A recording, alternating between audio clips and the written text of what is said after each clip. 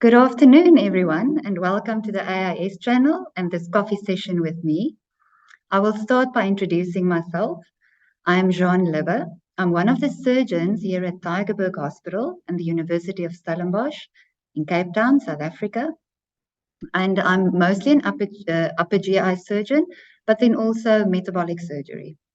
And I thought, as part of my introduction, to just tell you a little bit of how we got to be doing metabolic surgery. The guys a bit more senior than me were early adapters of the laparoscope. And so in 2011, we got a proctor that came and taught us how to do a gastric bypass.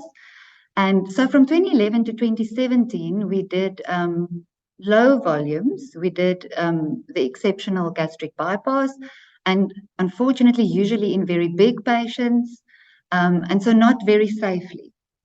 But we were the only government hospital in South Africa doing it at that stage.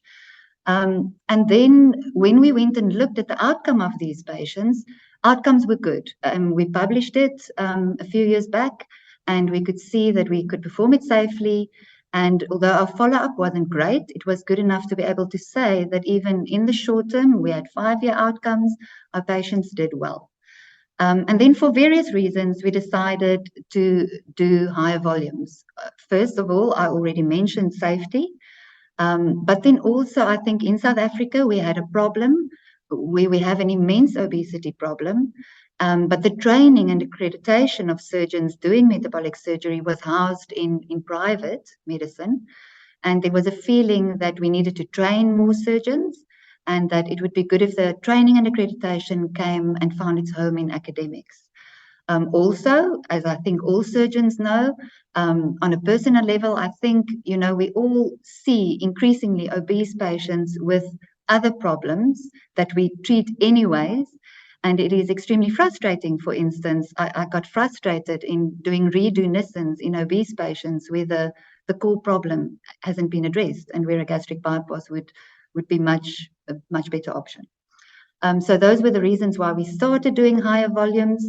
I was faced with a lot of questions because we definitely a resource-constrained environment. And I mean, in the beginning, in my first talks to government and to healthcare providers and just hospital administration, I would start by saying, in a world where we don't have enough of anything, and I think currently the whole world is struggling with the economy. And so in a world where there's not enough money, there's not enough in South Africa houses, there's not enough electricity, in a healthcare environment where there's not enough beds, there's not enough staff, there's not enough theatre time, how do I start talking about what we're now calling a new disease? And ironically, a disease that is wrongly but traditionally perceived as a disease of excess.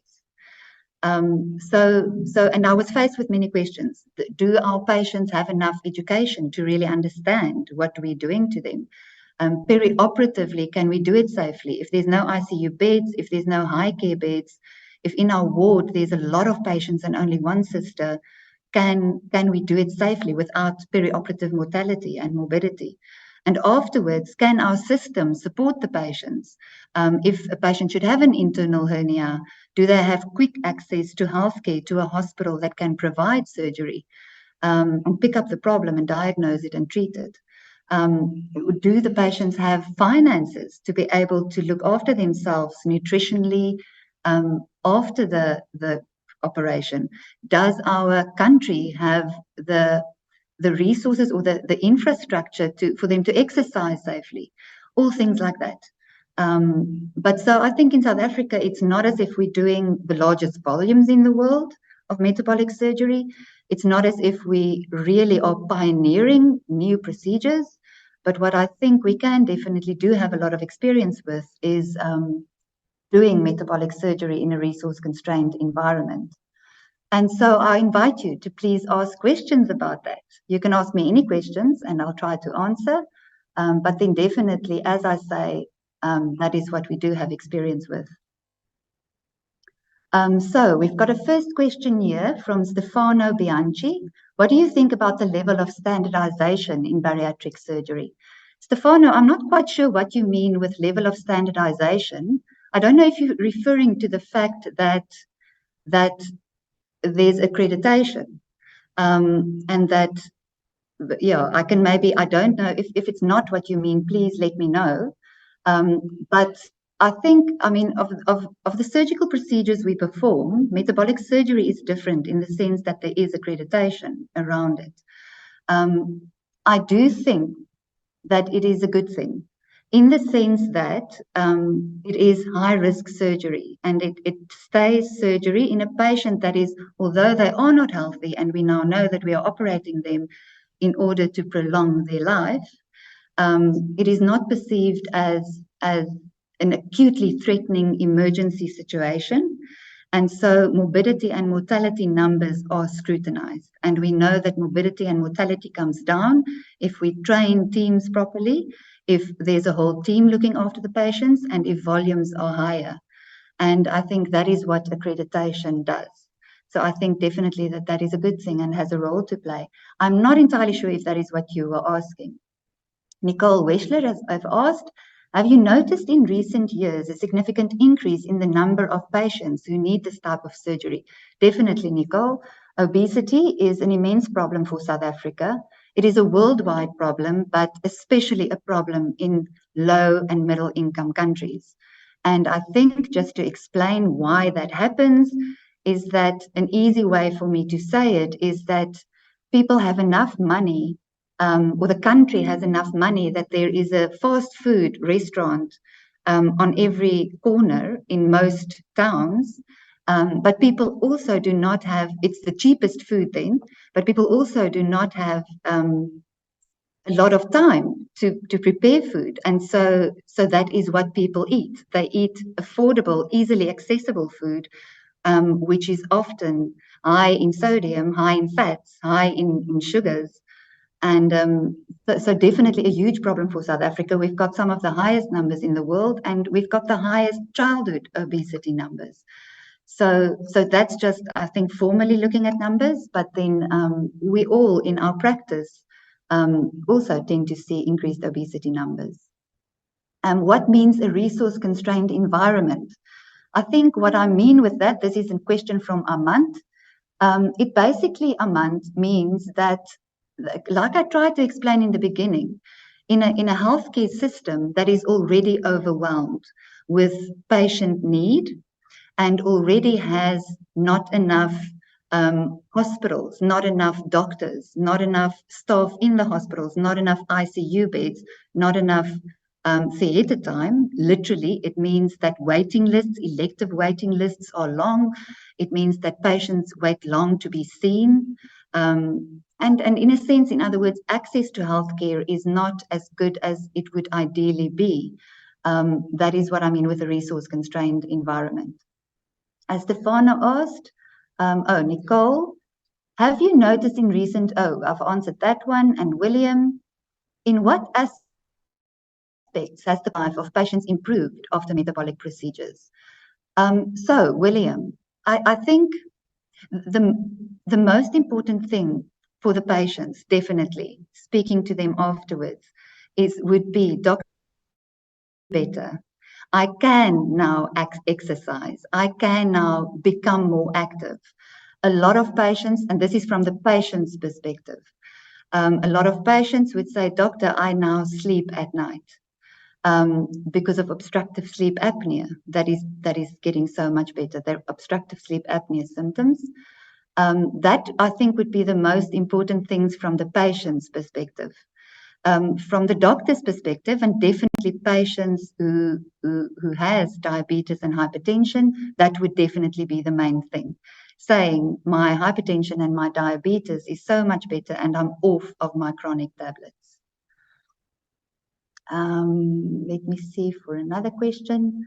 What's the difference between bariatric and metabolic surgery? So traditionally, this weight loss surgery has been called bariatric surgery. But it's changed in recent times, and definitely I also like calling it metabolic surgery. I think it's a much better presentation, or it much better illustrates the fact that the surgery that we are doing is not so much for the patient to lose weight and be thin, but it is for the resolution of comorbidities.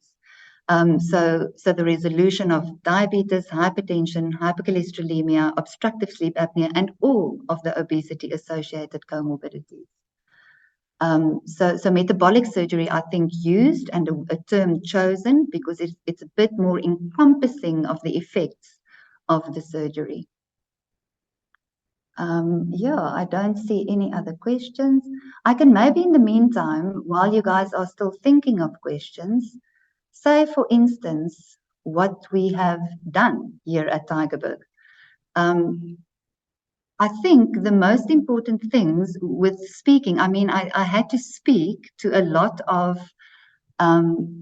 when you introduce metabolic surgery, and this would be for, I guess, even for metabolic surgery programs that's up and running, but when you are advocating for it, the important points are usually, first of all, to get rid of the stigma of obesity, because unfortunately, still, if we speak to healthcare, even healthcare personnel, so even colleagues, there is a perception often that obesity is a problem due to just being lazy, just eating too much and not exercising enough. So one of the most important things that I've had to do is to make people understand that it is multifactorial, that there's cultural, neurological factors, there's environmental factors, which I think in South Africa is playing the biggest role, but that it is not as simple as calories in and calories out. Then the second thing is cost effectiveness. And I mean, I think most in South Africa, at least, most healthcare providers have now understand the cost effectiveness of metabolic surgery. But if you go and look at the expenses of what obesity costs us, and we recently had to do that for South Africa, you look at both the direct costs of obesity, which is the tablets that the patient might need for their diabetes. If there is a complication, peripheral vascular disease, and amputation, that cost, the cost to look after the patient that is obese with their comorbidities, those would be direct costs, which are easy to measure. That is clinic visits, it's tablets that we prescribe. It is, what there's actually black on white on paper, what the patient is costing us. But then there's also the indirect cost, which would be things like days absent from work, or going onto a disability grant, not being able to work anymore because of weight. And so the cost becomes immense. And if you look at most cost effectiveness analyses, pretty much, and as I say, private healthcare providers definitely, I think, has realized this. But cost effectiveness, if you're going to operate a young diabetic patient and they lose weight, then you will regain the cost within 3 years. And so I think there's a lot of studies proving that and showing that. I just want to have a look here if we have. Oh, yes, I see the questions are going up. Apologies. What is the main goal in metabolic surgery for you? So definitely, this is a question from Fernando. So Fernando, definitely the metabolic effects. In other words, the resolution of diabetes, hypertension, and by a long shot, all of the comorbidities get better, but by a long shot, diabetes is the big one. And it is so, it was amazing. In the beginning, when we started doing it, I mean, I would read about the resolution of diabetes. But it was amazing to see, and we see it immediately after a sleeve gastrectomy or a gastric bypass. So immediately post-operatively, in the high care unit, we stop all anti-diabetics because the sugars come down immediately, which is a bit of support for the hormonal and neurological kind of pathways that we don't know that much of yet, but that definitely plays a role. But so for me, definitely that would be the main goal. Then Kazutaka asked, how do you choose the appropriate procedure for each patient, gastric bypass or sleeve? So Kazutaka, that is an interesting question. We mostly perform gastric bypass and sleeve, but there's many other metabolic surgery procedures, and I see there's more questions. If we have time, I'll speak about those too. But so I think it is good for a metabolic surgery unit to be able to perform a variety of procedures, because there's definitely procedure-specific pros and cons. And it is important to know these. I think most importantly, so to answer your question, we educate our patients on what a sleeve and a gastric bypass is, and we give them homework. And when they come back to come see us, they actually have to tell us what the complications are of the two procedures. This is, we mainly do this so that the patients take ownership. And then if we're sure that they understand the two procedures and what it entails and what looking after themselves afterwards would look like, I would ask them what they would prefer. And I like going to do the procedure that the patient prefers, because it is important that the patient is happy with what has happened inside of them. But we have a discussion about it, and there definitely is some patients in whom a sleeve would not be a good idea. A good example of that would be a patient with reflux disease or a big sliding hiatal hernia. And there's some patients in whom a gastric bypass would not be a good idea. If there's already preoperatively severe micronutrient deficiencies, that would not be a good idea. But it's a discussion between the patient and the surgeon. And then in some instances, definitely one of the two would be the preferred one. I let patients sign also consent for both procedures, so that we also intraoperatively have the space to move between the two procedures if we should encounter a reason rather maybe to go with one of the two. What is the main goal? What are the key? So this is a question from Massimo. What are the key factors in selecting patients for metabolic surgery in a resource-constrained environment? Massimo, that is an excellent question. In the beginning, we were the only government hospital performing it. And so, as I say, the patients that were referred to us were the really big patients that mostly colleagues, so other doctors, would have seen, mostly for an obesity-associated comorbidity, so the orthopods with knees and backs, the gynaes with incisional hernias after Caesars. But those were the patients that arrived here and that we operated. When we got our unit set up and people heard that we are providing metabolic surgery, our referrals increased immensely. And it is a huge crisis, because can we now really go and operate and cure the whole of South Africa of obesity and operate all the obese patients in the country, which is impossible. So the more referrals we get, the more, I guess, we can go choose patients that would benefit most. And in those instances, what we do know is that it is, I mean, if you go and operate a patient with comorbidities, that it would be, that would cost effectiveness would really kick in. We also do know that patients specifically with diabetes, if we're doing this procedure to cure diabetes or to get patients into remission, then doing it within the first 3 years after diagnosing the diabetes, you have a better chance of resolution of diabetes. But so I mean, all things said and done, we still have a system of first come, first serve, and all patients enter our metabolic surgery program. There are many patients that fall out because the program is not easy. It is still a government hospital. There's a lot of appointments that they have to make.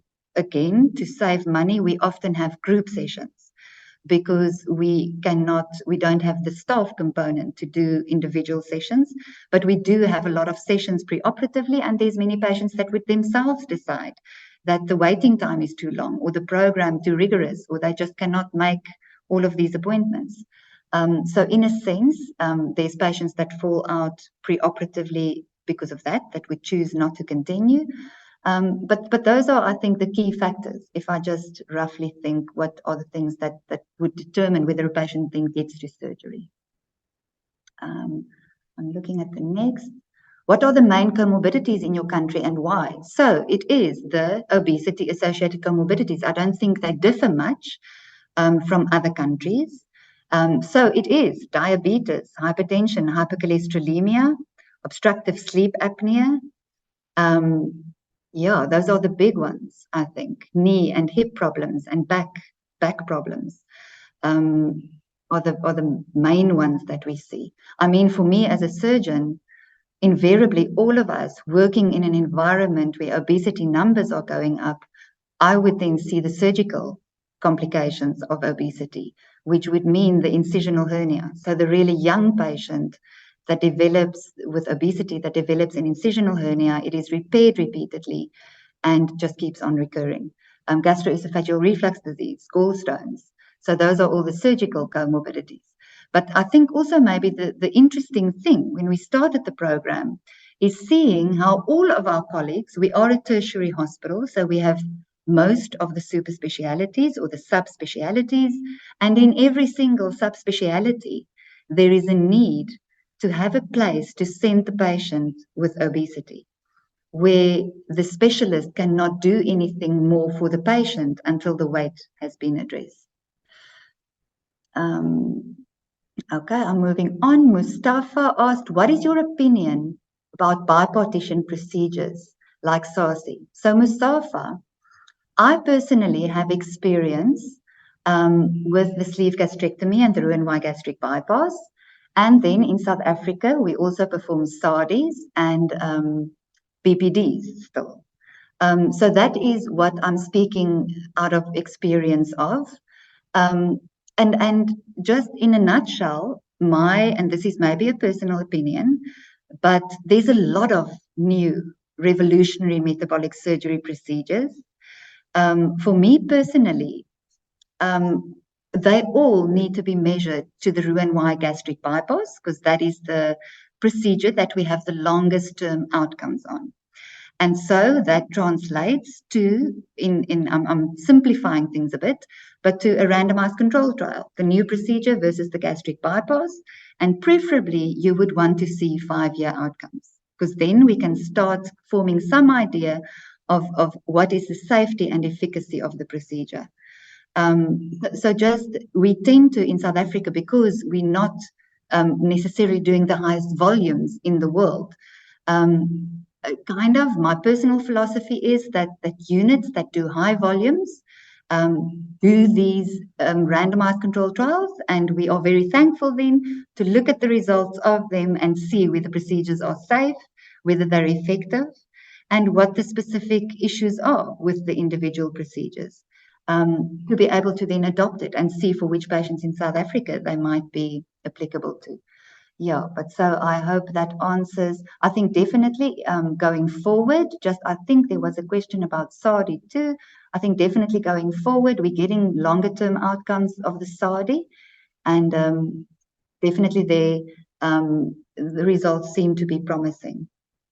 I think in South Africa, just again, if we're talking resource constrained environment, again, putting it simplistically, but we cannot go and operate a lot of patients and create a lot of patients that then have a great need for healthcare. So if we are going to do a procedure that has malnourishment or micronutrient deficiencies as a complication afterwards, we will be generating a whole bunch of patients that need the healthcare system afterwards, which we do not want to do. And so from there, maybe just the emphasis on knowing what the long-term effects are. So where are my patients going to be 5 or 10 years or 20 years after I have operated them?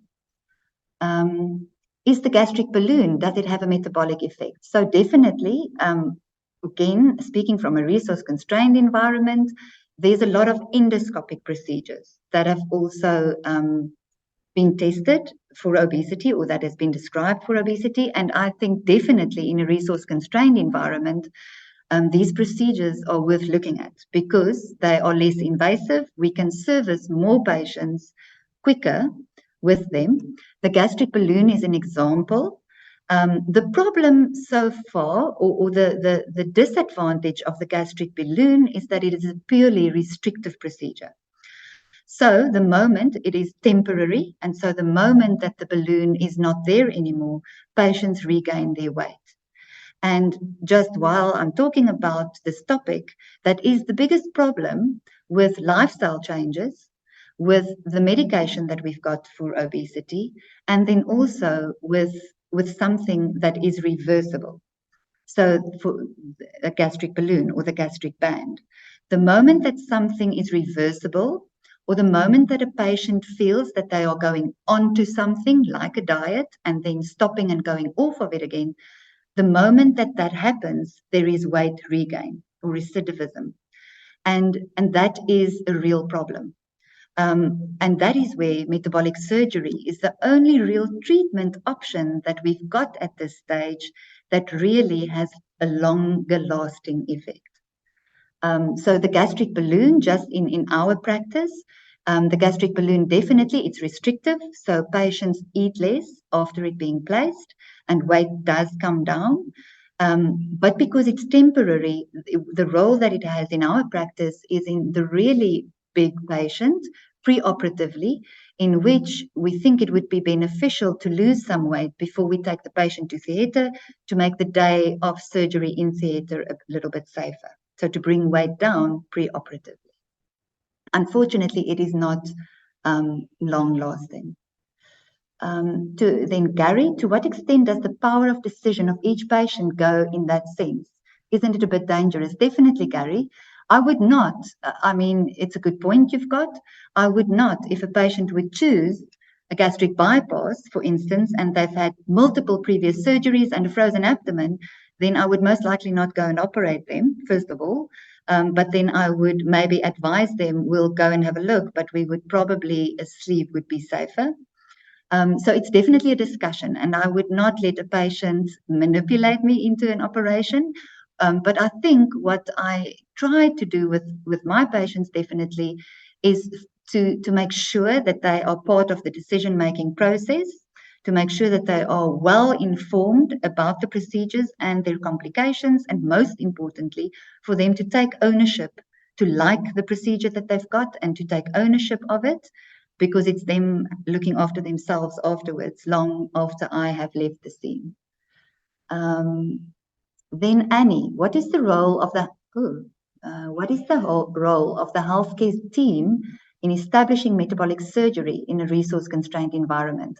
Annie, I think the healthcare team, I don't know if you mean the MDT, the multidisciplinary team, but definitely you need a multidisciplinary team. You definitely need, this is the one instance, and it's also maybe why I enjoy the treatment of obesity so much, because it is truly multidisciplinary and it is not dependent on one person. And you need, I mean, in the beginning when we started, you need an enthusiastic, well-informed person in each of these disciplines, and that would be physiotherapy, human nutrition or dietitian, endocrinology or the physician, and then the whole theatre team. So the anaesthetist, the surgeon, and even, I mean, then we can go to the clinic staff and the theatre nursing staff. But you definitely need the whole team to, I think, be able to look after patients safely. If you look at a healthcare system, I mean, that just if to make it clear what we talk about, if you introduce something like this, it is what you are faced with is often conversation. If we just look at public medicine, it is a conversation with government, because obesity is such a multifactorial disease. It's all the sectors in government actually play a role, especially if we start talking prevention of obesity. But that would be where government plays a role. If you just look at your local hospital, it would be the administrative system that is set up in your hospital. And then for us, it was talking to the hospital superintendent and the medical superintendents. In private healthcare, it is speaking to private healthcare providers. So a lot of education that I've had to do, and then a lot of explaining, maybe showing the best evidence that we've got and explaining that to people. We have to go to our last question, and it is from Alejandra. I see there's lots of more questions, and I will stay behind and answer them on the AIS channel, but I'm going to choose the last question from Alejandra. Are there absolute contraindications for metabolic surgery? Definitely, Alejandra. It's difficult to list them and to put them black on white, because patients are extremely individual. And this is usually a discussion, again, that I would have with patients, and it is rare. It is rare that a patient would then not be a candidate for metabolic surgery. But an example would be, the easy examples would be a candidate patient that is really high anesthetic risk. That would not make too much sense. And then a patient that is at high risk for laparoscopic surgery. So if there's multiple previous surgeries, I think that we would not be able to establish a safe pneumoperitoneum, which rarely is the case. But then that patient would not be a good candidate for metabolic surgery. I think, just as an example, another one would be a psychological condition that is not a diagnosis, a definitive diagnosis, and where the disease is not well controlled. And then lastly, I mean, there's lots of talk about that, but a patient that has not committed to lifestyle changes. And there again, it is not something that you can put on black on white on a piece of paper. And there's no evidence to show that the better a patient changes their lifestyle before surgery versus the better they're going to lose weight afterwards. But definitely it would be concerning, and I would have that discussion with the patient if preoperatively they don't seem to be committed to having the operation and making the changes that is necessary. So everyone, it's been a lot of fun. There are a lot more questions which I will sit and answer now. But thank you for joining. I hope you enjoyed it. And with that, I'll conclude today's session. Have a good day.